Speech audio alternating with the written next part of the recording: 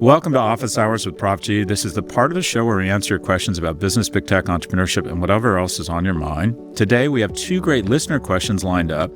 And then after the break, we're continuing our new segment, the Reddit Hotline, where we pull questions straight from Reddit. If you'd like to submit a question for next time, you can send a voice recording to officehours@profgmedia.com. Again, that's officehours@profgmedia.com. Or if you prefer to ask on Reddit, post your question on the ScottGalloway subreddit. Jesus Christ, that's something I never thought I would say, ScottGalloway subreddit. And we just might feature it in our next episode. What a thrill! Let's bust right into it. First question, I have not heard or seen these questions. Hey, Prof G. Given the recent performance of the stock and his dual roles as the CEO of Tesla and chief Doge douche, is there a point where Elon's divided attention and or ever-increasing negative public perception become a violation of his fiduciary responsibility to shareholders? Thanks for all you do. Jacob in Kansas City. Jacob in Kansas City. So, yeah, but he doesn't have a board. So this is how corporate governance works. Shareholders elect the board, and the board really has 2 jobs. They're supposed to, one, what does it mean to be a fiduciary? I love the word fiduciary. I think it's a fantastic word. And that is once you have your deal, once you say, okay, I'm getting paid X, your job is then, as a fiduciary, to represent the interests of others. I love that. When someone asks you to be their fiduciary for their estate, that's a real compliment because what they're saying is, I think you can represent other people. I think you have the skills to represent somebody else. And also you have the integrity to think about or look at the lens of decision-making through other people. It's very difficult. Other than instincts, one of the things that separates us from the animals is that we have the ability to be just better fiduciaries. We can represent society. We can represent people that we will never meet. I mean, I guess the board really has 2 jobs other than being good fiduciaries. And the way you become a good fiduciary is you kind of have 2 things. One, the chair of the audit committee just needs to make sure there's not fraud and no surprises. And then the other 2 real responsibilities of the board are, 1, when to hire and fire the CEO, and 2, when to sell and if and when to sell the company. But your primary job is to make sure you have the right guy or gal running the company. That's the most important decision they make. I have found with almost every company I'm with, if you have the right guy or gal, things work out. If you don't have the right guy or gal, it's just not going to go well. A good board can't save a bad CEO. A bad board can probably fuck up a good CEO, but it really is about finding the right person and then having the sober conversation with other board members who the CEO tends to weaponize and play golf with and help get their kids into the school he went to. And before you know it, you have a board that is just their buddies. I have a 4-year statute of limitations. I leave every board within 4 years because I want to do a series of different things. And I also find that boards need churn. And on every board I've been on, there's at least 1 or 2 people, if not 3 or 4, that are golfing buddies with the CEO and just don't objectively evaluate the CEO. And the CEO likes that because they don't want to be objectively evaluated. They want a board that's going to continue to increase their compensation and agree with them and provide advice. Is that fair? Some CEOs do like pushback. Probably somewhere in the middle. Anyways, in the case of Tesla, the board there has made so much fucking money, they would let him, I don't know, kill puppies on live TV and they'd say, oh, he's a genius. That's a strategy around autonomous driving. The chairman of the board, I think, has made $150 or $200 million. So her job is just to make excuses for his behavior. He basically engaged in market manipulation or securities fraud. He said that he was taking the company private at $420 a share and that the funding was secured. And the stock skyrocketed. And then it ended up that, what do you know, he was probably on ketamine. That was a lie. And then the stock fell. So anyone who bought the stock thinking that was credible information is owed money by Tesla, whose CEO was lying to them. And what does the board do? Of 499 of the S&P 500 companies, they fire this area boss. You're in trouble. At a minimum, they would say you need to go into rehab and maybe we give you your job back, but unlikely. Anyways, they have not done their job. They're not fiduciaries. They made so much money that they're basically the worst board now. He could absolutely leave Tesla. Why? Because to his credit, he does what a good CEO is supposed to do, and that is he builds a really strong team. Supposedly, the way they describe him at Neuralink or at SpaceX now is he shows up, gives a bunch of speeches, kicks over a bunch of trash cans, and then he leaves and they get back to work. He's clearly a visionary. But what people don't appreciate or what he doesn't get the credit he deserves for is that he clearly can put together really talented management teams such that even when he's off impregnating anyone he can find at a conservative CPAC conference such that they can give birth to someone he will ignore and then ultimately get sued for sole custody of that child because he hasn't seen them. That, all right, he's able to do all these different things because he's put in place competent management teams. Now, having said that, typically what happens in competitive markets is that a company establishes differentiation based on technology or distribution channel, which translates to margin power, which translates to above-market shareholder gains. And then the rest of the market goes, maybe electric cars are the thing. Maybe tune-ups over the airwaves are something. Maybe we can come up with better battery technology, see above BYD. And the differentiation gets reverse engineered out. The margins or kind of irrational margins get starched out, and the company just trades within a normal trading range. The majority of car companies traded somewhere between, 6 or 8 and 20 times earnings. And this company, see above, is trading at 144. And that's what I think we're about to see over the next 12 months. This is not financial advice. I have been wrong on Tesla over and over and over. But if this stock was trading at the same multiple as other car companies, it'd be trading at about $14 a share. And I think today it's at 260 or 270. So yes, they have violated their fiduciary duty. Thanks for the question. Question number 2. Hello, my name is Clara. I'm from California. I have a 15-year-old grandson who is desperate to learn something about money. He wants to learn about money. Unfortunately, neither his parents nor I have a clue as to how to guide him. His school is of no use in that regard. What do you suggest? Thank you. Clara, I love this question. 15. So my son is 14, and he's constantly asking me, how can I make some money, Dad? And I sit down with him and I say, all right, let's go to ChatGPT, and let's say, all right, I'm a 14-year-old. I have a little bit of money. I'm good with technology. I'm super into football, soccer. How can I make extra money? And it comes back with 5 ideas, including buying shirts, unprinted shirts, football shirts, and then figuring out a way to embroider them or put cool stuff on them using Shopify for the back end. And we'll do this together. And then another idea was the AI suggested that we buy sneakers during sneaker drops at Nike and then try and resell them. And you have to have some money. Some of the times the sneaker drops are $150 or $200.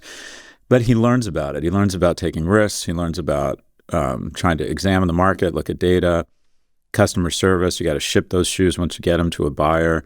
How much money did he make? Well, it ends up with shipping and everything and taxes. We lost a little bit of money, but that's a life lesson too. So I think the way you learn about money to a certain extent, if you're talking about money, is you start a little bit of a small business. I've been an entrepreneur my whole life. I started walking dogs when I was his age to try and make some money. Now, in terms of learning the markets from money when you're 15, I don't know if it's too early for him to be reading the front page of the Wall Street Journal. But I love that you're involved in your grandson's life. What a gift. What a gift for you and what a gift for him that you're thinking this way. So to the extent that he's willing, read the front page of the Wall Street Journal, those little bullets, and then discuss them with him and say, what does it mean? What are earnings? Also, I think an interesting way to learn about the markets. When I was 13, I wasn't very popular. I know that's hard to believe. And my mom's boyfriend gave me $200. By the way, he had his own family. We were the second family, but that's an entirely different story. But he gave me $200 and said, if I get back next weekend and you haven't bought stock, go to one of those fancy brokerages in Westwood. I want my $200 back. So I went down to Dean Witter Reynolds, I think it was, and I met this guy named Cy Sero. This was literally 45 years ago. And I walked in with $200 and I ended up buying. He came out and introduced himself. We bought 12 shares or 16 shares in Columbia Pictures. And I used to call him from the Emerson Junior High phone booth and ask what the stock had done that day. And then he would give me a lesson on why the stock moved. He said, okay, there's buyers and there's sellers. When there's more buyers one day than there are sellers, the sellers get to increase the price, or the buyers have to increase their bid such that they can attract more sellers into the market to sell those shares. And then where they two meet is the market. And these platforms are market makers. That would be a lesson. And then he would say, okay, I would say, why is the stock up today? He said, well, Close Encounters of the Third Kind is a hit. I'm dating myself. Why is the stock down today? Well, Casey's Shadow is a bomb. And I start learning about the market. So maybe reading together the front page of the Wall Street Journal and discussing it, maybe buying a couple shares in stock, download the public app and buy a couple shares in companies and say, why do you want to buy this company, and discuss it with them. I've made a good amount of money starting and selling businesses, but where I've made a crazy amount of money is investing in stocks. And I go back to that moment where I walked into a brokerage and I used to call Cy from Emerson Junior High School and talk about the markets. It gave me a love for the markets. It got me thinking about investing early and often. And just a quick side note, Cy and I are still in touch 45 years later. Every Christmas, my birthday, Father's Day, he sends me a nice text message to say that he hopes I am doing well. Anyways, Clara from California, thanks for the question. We have one quick break, and when we're back, we're diving into the depths of Reddit, the bowels of Reddit. Support for the show comes from Grunes. If you're looking for a new tasty nutrition solution, then look no further than Grunes. It's a convenient, comprehensive formula packed into 8 gummies a day. Grunes isn't a multivitamin, a greens gummy, or a prebiotic. It's all of those things, and then some, at a fraction of the price. Their daily packs contain 8 gummies because you just can't fit the amount of nutrients they do just into one gummy. Generic multivitamins only contain around 7 to 9 vitamins, but Grunes have more than 20 vitamins and minerals, plus more than 60 whole food ingredients. They actually provided us with a bit of science to explain what makes Grunes different. Basically, 30% of the population has a gene that messes with how they absorb vitamins. But Grunes is methylated, which is a fancy way of saying their vitamins like B12 and folate can be absorbed by your body. Methylating is an expensive option for a lot of other companies, but Grunes is looking out for you. Plus, they're vegan and free of nuts, dairy, and gluten, and they're made with no artificial colors or flavors. Get up to 45% off when you go to gruns.co and use code Prof G. That's GRUNS.co, using code Prof G for 45% off. Welcome back. We asked and Reddit delivered. Let's bust right into it. Our first question comes from Pancake Gold E. As in Goldie Hawn. That's weird. They say, okay, what is the craziest fan encounter you've ever had? Generally speaking, they're not crazy. Generally speaking, they're super lovely. I don't know if this is a good or a bad thing. I had breakfast today and we were talking about addictions. I think that every person has a certain level of addiction. It's just important to be in touch with it. Addictions are for survival. You're supposed to be addicted to gorging food because there was an absence of salty, sugar, and fatty food. But now that industrial production has vastly outpaced our instincts, we gorge even when we don't need to. But there's a reason for addictions. I'm addicted to the affirmation of others, specifically strangers, but I can modulate it. I can realize that, okay, what's really important is to have your friends and family love you. That's like job number one. And if strangers don't like you on Threads or on Blue Sky, is that relevant? Yeah. Is it meaningful? Maybe. Is it profound? Absolutely not. I've gotten much better at that. I don't get as rattled by strangers' comments anymore. I actually kind of stopped reading the comments. I want to write and act as if no one's reading or as if no one's commenting. It's like I've always thought the people I've just so admire, the people at restaurants where I'm on vacation and a good song comes on and they get up and they dance on the table like no one's watching them. I think you want to live your life that way. I think the most successful people in the world have one thing in common, and that is they dance as if no one's watching them. And I try and remember that when I dance. I try and think, well, what happens when I'm home alone? Like when Trump was elected, I literally the next morning spent the entire day experimenting with Xanax and Peroni, or as I call it, my Panics method. And I found out that I am an outstanding dancer to 80s music. The dogs were totally freaked out. Didn't matter. I have incredible moves to the straight line beats of George Michael, Tom Petty, REM. I mean, I can just burn up the rug in my pajamas with a Peroni in hand and with a little bit of Xanax, kind of helping daddy give a little bit of that rhythm that every 49-year-old white guy has. Is that racist? Anyways, probably a hate crime. So when I get fan encounters, they're really nice. People come up to me. They're super wonderful. They want to take photos. Even when they disagree with me, they go, the most common comment I get, hands down, is the best comment, and it's the following. And people say the following: while I don't always agree with you, you make me think. And that's why I'm here. If I'm just reinforcing your current beliefs, then I'm just fucking Fox News, tickling your sensors and dividing America. The whole idea is to occasionally, and I do this sometimes I'll say something I know coming out of my mouth, I don't know if that's right. but it's provocative, and I want people to think. I want us to look at the issue from all different angles and think, are we getting this right and wrong, such that we can express different viewpoints and hopefully craft better solutions and learn and stretch and strain and damage the muscle in between our ears such that it grows back stronger. Anyways, I can't tell you how lovely the encounters are, the craziest ones. One comes to mind. I was at Cannes, and this guy came up, this nice guy in kind of a leather jacket. And I was saying, why is he in a leather jacket? It's so warm. And he came out and he's like, I love your videos. And I had a line actually develop. I'm kind of a big deal at Cannes. Anyways, and there was a line of people who wanted to say hi or get their book signed.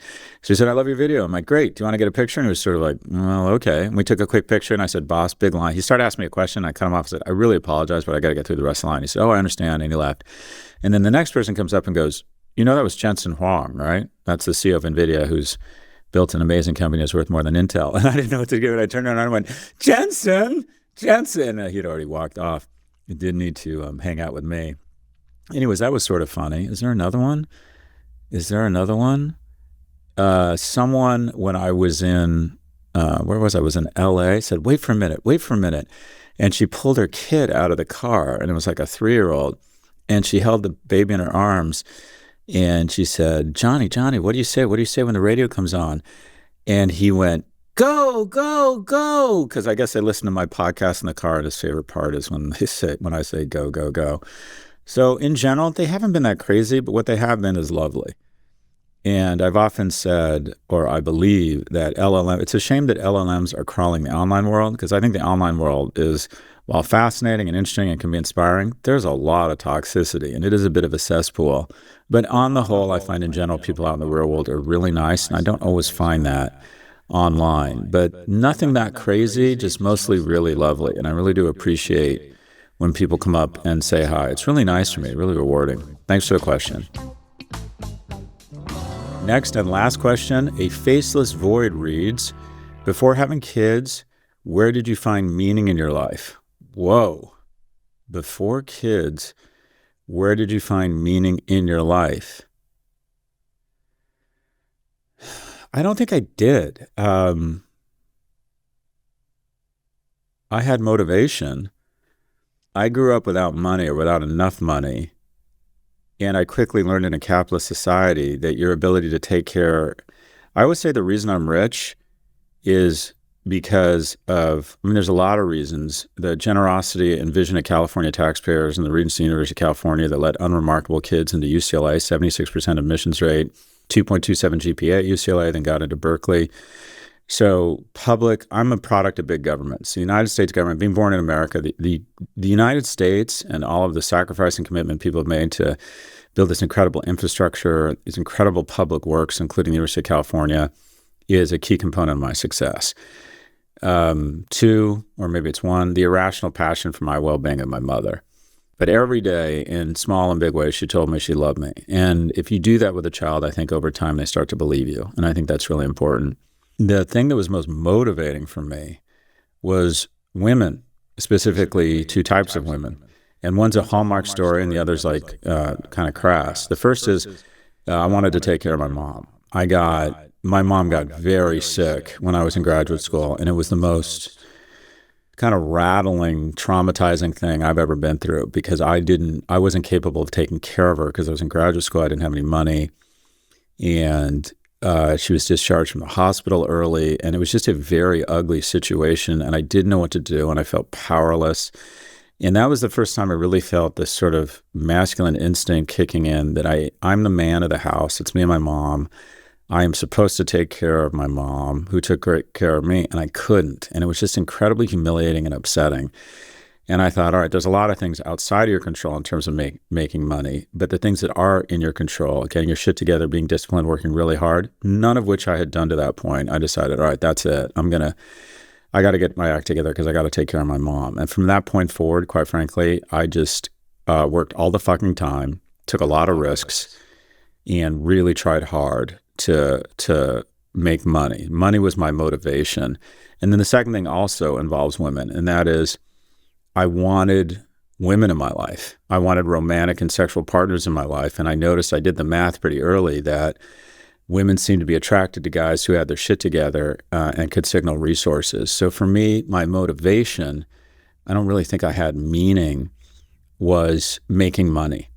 And I'm not proud of that, but that's the truth. Up until the age of 45, my identity and my motivation was to be economically secure so I could take care of my mom and be more attractive to potential mates, and also just be relevant to other men and be interesting. It wasn't even about living well. Like, I wasn't addicted to things. I didn't, I never like had fat cars or anything like that. I lived well. I didn't deny myself of anything, but that wasn't the motivation. The motivation for me was relationships, specifically to take care of loved ones and to be, to find a great mate. That was my motivation. I did not have purpose in my life, and I kind of knew it. I kind of knew, like, I don't know what this is all about. I can't get enough of anything. I can't get enough of experiences. I can't get enough of money. I can't get enough of dating. I can't get enough of anything. I recognized that I was like a hunger monster. And when I had kids, which I didn't want to have, I was with a partner who was, higher character, much hotter than me. And she basically said, I want to have kids. And I said, well, I don't want to have kids because I don't want to get married. And she said, I don't need to get married to call my bluff to have kids. And boom, we pulled the goalie for like 3 minutes and she was pregnant. The dog is fertile. That's right. Anyways, when that kid came rotating out of my girlfriend, I felt tremendous anxiety at first. Not like, oh, I have purpose, because it was a rough time for me economically. And I felt shame that I already wasn't taking care of him. Jesus Christ, I think about the 2 hardest moments: coming home, not being able to take care of my mom, and feeling as if I'd failed my brand new son.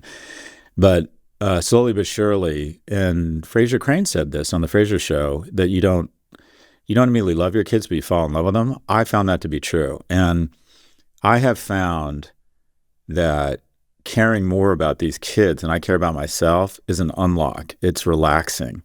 What are you doing this weekend? Shit, I don't know. It's Friday. I need to be fucking fabulous. I'm a baller. I'm living in New York. I'm a tech guy. I need to be around super interesting people at super interesting venues and be with super hot women and do incredible things. And then, okay, next weekend, how do we raise the bar? Once you have kids, oh, what are you doing? Oh, I'm going to soccer practice. What are you doing? Yeah, it's the same, soccer practice. And I'm going to some lame birthday party on Sunday with all the other dads to give their partners a break. At first, it's like, this fucking sucks. And then it becomes sort of relaxing. It's like, okay, that's what I do. I'm dad. That's what I do.